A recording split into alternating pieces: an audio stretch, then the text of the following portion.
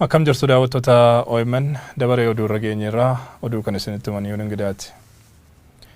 Itoophiyaatti namoota dabalataa 30 irratti vaayirasiin koronaa argame jedha ministeerri eegumsa fayyaa Itoophiyaa.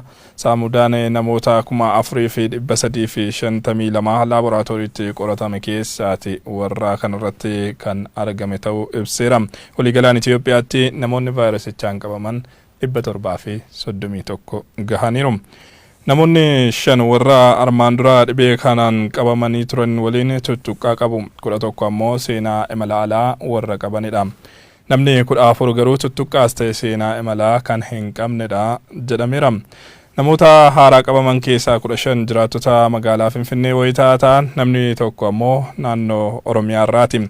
Namni 2 naannoo Tigraay, namoonni 8 naannoo Amaaraa, namoonni 3 naannoo Hararii irraa wayitaa ta'an, namni tokko ammoo konkolaachisaa biyyaa biyyatti tajaajila kennudha jedhameera.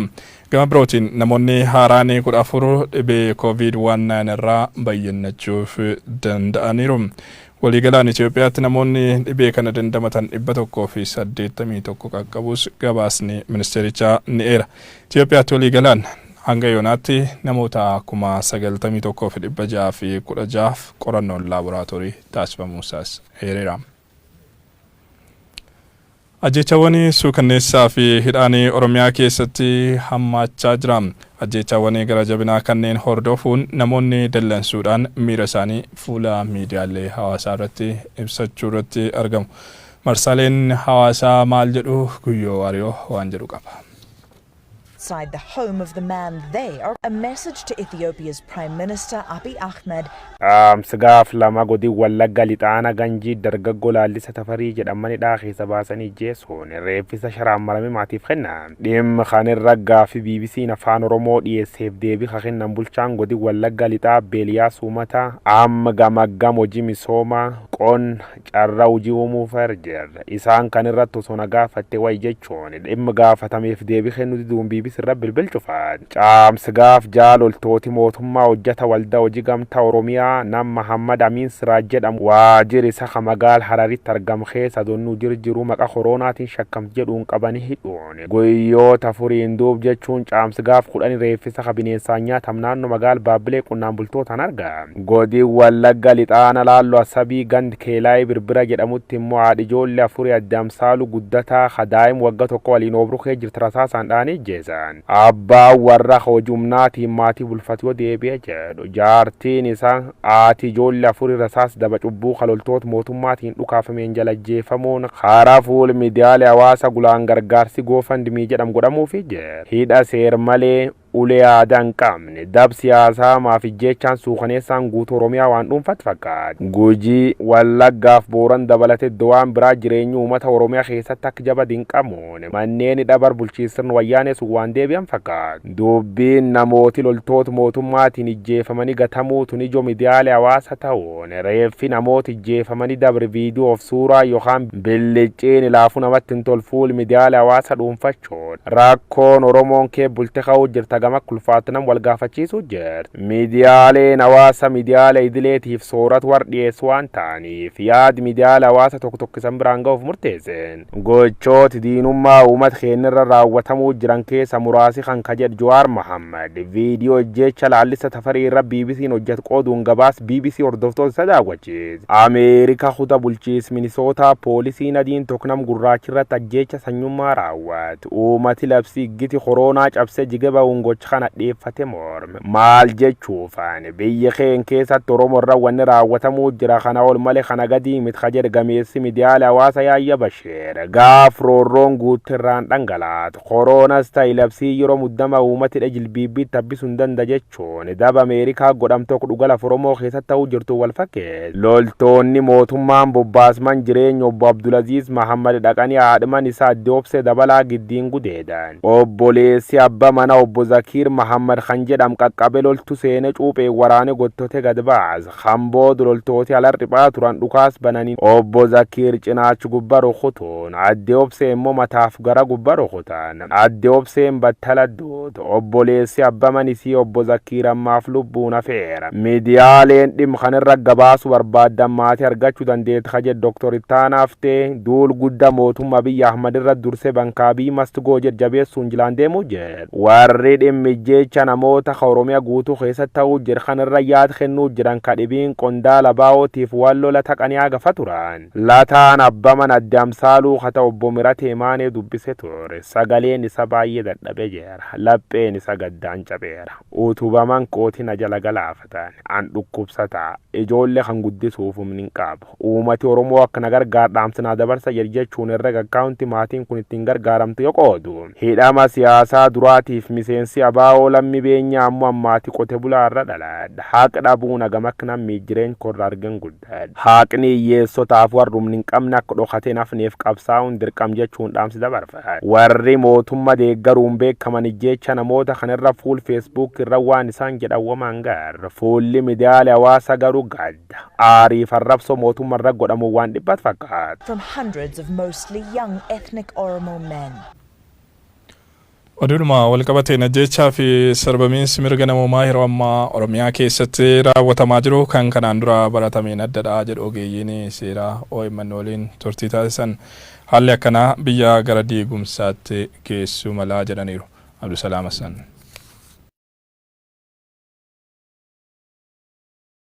Jijjiirama qabsoo uummataan dhufeen biyya kana gara dimokiraasiitti ceessuun abdii olaanaan eegamaa ture. Hidhaa jechaa fi reebichi uummata irratti raawwatamu yeroo irraa yerootti babal'ataa dhufuun yaaddoo uummataa dabalaa akka jirutu himama. Biyya mootummaa heeraa fi seera ittiin bultu qabdu takka keessatti shakkamaan to'annoo seeraa jala oolfamee akka ittiin shakkameef mana murtii dhiyaatee murtoo isaan malu akka argatu taasisuun adeemsa ta'e osoo jiru faallaa kanaan bakkeewwan garaagaraatti nama to'annoo seeraa jala oolfame osoo hin hafin ajjeesanii daandii irratti darbachuun egeree biyya kanaaf sodaa guddaa uumaa jira jedhu ogeeyyiin seeraa. Yuunivarsiitii Walqixxeetti barsiisaan seeraa Abdullaahi Abdulqaadirii fi Yuunivarsiitii Jimmaatti barsiisaan seeraa Obsinaan Girmaa'ee tarkaanfiin hidhaa fi ajjeechaan ajaja mana murtii malee raawwatamuu faallaa heeraatii jedhan. Shakkamaadha kootu to'atamee qorannoodhaaf barbaadamte dhamee waamamanii namni ajjeefamee iddoo adda addaatti kan darbamu argaarra. Fakkeenyaaf Harargeetti wanni ta'ee Gusnaalee Wallaggaa adda addaa keessatti gidduu kan wanni ta'aaru waan akkasii agarsiisa. Kuni ifatti heera biyya kanarrallee seerota adda addaa seerota yakkaa fi seerota biroo irratti illee ifatti akka taa'etti seerota addunyaa kan Itoophiyaan mallatteessite kan adda addaa irratti illee ifatti akka taa'etti yakka gurguddaadha. Kiraan dhaginisumaan itti galanii ifatti lafa taa'e. Isa kamiiniyyuu seera idil addunyaa Itoophiyaan mallatteessite keessattis ta'e seerota biyya kana kanneen akka seera yakkaa heeraa fi labsiiwwan adda addaa keessatti namni yakkaan shakkame yookiin namni yakka raawwatan yakka harkaa raawwate jedhamee to'annaa seeraa jala oole tokko miidhaan kamiyyuu irra gahuu akka hin dandeenye tumamee jira. Heera mootummaa keewwata 18 jalatti akkasumas immoo mirgi lubbuudhaan jiraachuu keewwata 25 jalatti ifatti tumamee jira. Qaamoleen hojii raawwachiiftuu mootummaa fi caasaaleen nageenyaa tarkaanfii dhiittaa mirga namoomaa irratti fudhataniin itti gaafatamuu dhabuun yakki kun ammas akka hin dhaabbanne carraa uumeera jedhan ogeeyyotni kunniin. Biyya keenya keessatti poolisiinis raayyaan ittisa biyyaas even kaabineen mootummaas yeroo adda addaatti namuma ajjeesuun maal godhu namni isaan gaafatu hin jiru sababa wayii dhiyeessu garuu ifaanonni beekamuu qabu seerri haaluma kamiinuu nama ajjeesanii iddoo adda addaatti darbuu mitiin miidhaa qaamaa kamiinuu irraan gahuudhaaf hayyamuuf hin jiru. Seerota idil addunyaa Itoophiyaan mallatteessi raawwatee kan caccabsudha jechaadha wanti amma raawwatamaa jiru. Rakkoon nageenya biyyattii keessatti mul'ataa jiruu fi sodaan nagaan baanii galuu uumamaa jiru biyya kana gara hin taanetti kan oofu ta'us himan. Biyyoota akka Somaaliyaa fi biyyoota biroo dhiittaa mirgoota namoomaatiin beekaman keessatti wantoonni adda addaa yeroo adda addaatti irra deddeebi'anii raawwataa turanii wantoonni akkasii yeroo adda addaatti namni ayyama namurtii malee murtee seeraa malee bakkuma argamatti ajjeefamee darbamuuf wantoonni akkasii biyyoota akka Somaaliyaa maalirra akka geessu ammayyuu irratti kan mul'atudha. Keenyas waan kanarraa adda ta'uu miti. Egaa amantaan uummatni mootummaa irraa qabu yoggaa hir'ataa deemee bakka dhabamu biyyi gara ofiin of bulchuutti hundumtiyyuu seera gara harkasaa keessatti galfachuutti yoggaa deemu biyyi gara diigamuutti deebi'aa jechaadha. Roodiyoo as godinaalee Oromiyaa garaagaraa keessatti hidhaa reebicha dararaa fi ajjeechaa uummatni qaamolee nageenya nurratti raawwatamaa jira jechuun komatan isin biraan gaaturuun kennaa ni yaadatama. Tani godina Qellem Wallaggaa magaalaa Dambidoolloos humna nageenyaa mootummaatiin ajjeechaan hidhaa fi reebicha hamaan lammiilee nagaa irratti raawwatamaa jira jechuun komatu. Akka jiraattonni bilbilaan OMN itti himanitti sodaa ajjeechaa kanaaf hawaasni qe'ee fi qabeenya ofii dhiisee baqachuuf dirqamaa jira. Taganyee Daaqaa kattaanutti qindeesseera. Jiraattonni godina Qellem Wallaggaa magaalaa Dambidolloo humna nageenyaa mootummaatiin ajjeechaa hidhaa fi reebicha hamaan nurratti gaggeeffamaa jira jechuun komatu. Akka jiraattonni kanneen bilbilaan Oromiyaa Miidiyaa Neetwoorkitti himanitti uummatni ajjeechaa waraana mootummaan irratti adeemsifamaa jiru sodaachuun qe'ee fi qabeenya isaa gadhiisee bakka bakkatti buqqaa akka jirudha kan isaan nutti himani. Galgala nama karaa irratti qabanii reebuun hidhuun dubartoonni naannoo karaa magaalaa dhaqan kana hamma tagaagilullee irratti gaa jiru. Nama reebuun immoo reebicha addaa jechuudha. Hamma namni dhala godhachuu hin dandeenye kan isaan reebaa jiran namoota keessa hidhamanii jiran kan. Qaama saalaa isaa kanattis yeroo adda addaa bishaan hidhanii fannisuun dararaa hamma hin jedhamne kan nama keenya irra gaa jiru. Deebi'an hidhanii namoota abbootii qabeenyaa ta'an immoo hidhanii ka'aniiti ergi hidhanii booddee qarshii mana fide jedhanii daldala qabu isaan bakkeedhaan akkasiin gaafatanii qarshii gaafatanii mana hidhaatti wal baasaa jedhanii isaan jiran. Uummanni hojii hojjetee bulu magaalaa keessa socho'ee dhume jechuun dandeessa. Amma namoota hiyyeessa irraa kan hafe namni hojjetee magaalicha keessa jiraatu hundumtuu baay'ee dhume namni hafee hin jiru hiyyeessa irraa kan hafe. Gaafa dubartii abbaa manaa qabdu dhaqanii mana keessa qabatan ni iyyite obboleessa abbaa manaa irra dhaqee kana booddee rasaasa itti dhukaasanii obboleessa abbaa manaa irra madeessanii dubartii feeyyitu kan ammoo harma seera rukutanii jiran dubartiin sun ulfa. Nama maqaan ishee Obsee jedhamtu. Obboleessi abbaa manaa Obsee sun immoo Zaafin jedhama. Hospitaala Dambidolloo keessa irra yaalamaa jira yeroo ammaa kana. Waajjira poolisii dudduubatti namoota to'atanii jiran keessaa dargaggoo Faayyoo jedhamu mana waajjiruma keessa ta'anii ajjeesan.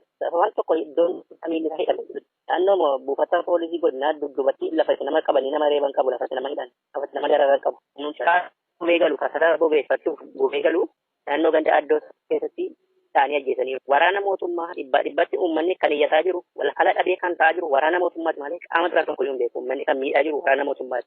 Yoo hin danda'ama ta'e waraana nu fixuuf nutti dachaase kana nurraa kaasu mootummaatti kana iyyanna uummata keenya iddoo biraa jirutti immoo gaafa shawwaan dhume hin teenye gaafa booranni gaafa baaleen dhume hin teenye wallaggaa dhumneerra nu fixuuf jedhamaa jiru dhumneerra ilmaan keessa dhumeerra iddoon sabni Oromoo jiru akka nu iyyatu. Kaleessa galgala humnoota poolisii federaalaa naannoo buufata xiyyaaraa kan jiranii mana jireenyaa keenya keessatti ijoollee wajjin achi keessatti wal qabatee yommuu jedhu isa booda hundi keenya yommuu jammannee miseensa isaanii waamne taateen wanti jiru taateen suni taatee qindoominaan wanta ta'edha. Isa booda lafanii gibbii keenyaa keessaa bahee dhufee ammee hojii ta'e gombisuu isaa yommuu arginu ammee keenya irratti achumaan illee yommuu qabannu isa booda gibbii keessaa rasaasa jedhamtu turoomsuutti kaane. Rasaasa jennutti dhugaa'eessina keessa haadha obboleessa kootii Obsee Dabalaa nama jedhamtu rasaasa lamaan kalee gara bitaatiin luqqeessuu gara mirgaa kana rasaasa lamaan rukuttaan duune ta'uusaa nama mana qabuudhaan eeggatee heerumtisanii waggaa keenya heerumse dabalataan obboleessa koo Zaakir Mahammad kan jedhamu tokko kalee isaa gara mirgaa kana rasaasaan dha'anii halkan sana Obsee Dambidolloo kan naqe ta'uusaa. Dhimma komii jiraattotaa kanaa fi kantiibaa magaalaa Dambidolloo kan ta'an obbo Iyyaasuu Qannaa gaafachuuf irra deddeebine yaallus bilbilli isaanii hin hojjetu. Bulchaa godina Qellem Wallaggaa kan ta'an obbo Gammachuu Baqqalee immoo bilbilli isaanii ni waamaa hin kaasanii. Gama biroon bulchiinsa magaalaa Hoolataatti namoonni nagaan lama qaama nageenyaatiin qabamanii eessa akka geeffaman dhabnee jirra jedhu maatiin isaanii. Waajjirri bulchiinsaa fi nageenyaa magaalichaa dhimma namoota kanneenii waanan beeku hin qabu jedhe Qaasii Mamaanoo bal'ina oduu kana qopheesseera.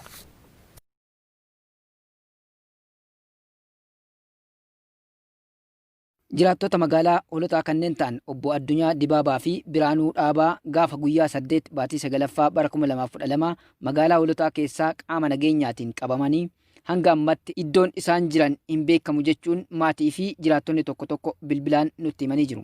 Addunyaa Dibaabaa, Biraanuu Dhaabaa yeroo turee jechuun ni jiru amma eessa dabarree laatana billee jedhee billaan hin jiranii bakka kanna kan hin deemanii akka ammaatti achi buutee isaanii maatiin barbaadaa turanii ijoollee barbaadaa turre ijoolleen kun amma ammaatti achi buutee isaanii hin dhufenne.